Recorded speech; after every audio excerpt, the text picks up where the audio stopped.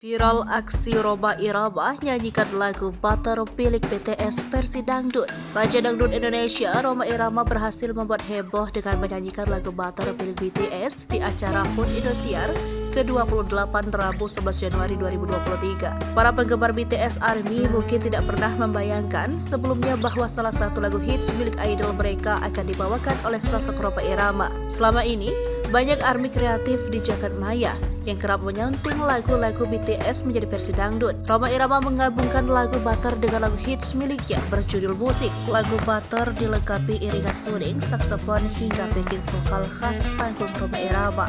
Video-video penampilan Rhoma Irama menyanyikan lagu BTS itu juga viral di media sosial seperti Twitter, Instagram, hingga TikTok. Rhoma Irama mengaku mengetahui lagu Butter milik BTS dari cucunya yang juga adalah seorang ARMY. Meskipun Rhoma Irama tidak terlalu hafal lirik lagu Butter, para ARMY senang karena lagu idola mereka dibawakan olehnya. Para ARMY mengungkapkan rasa terima kasih mereka pada Rhoma Irama.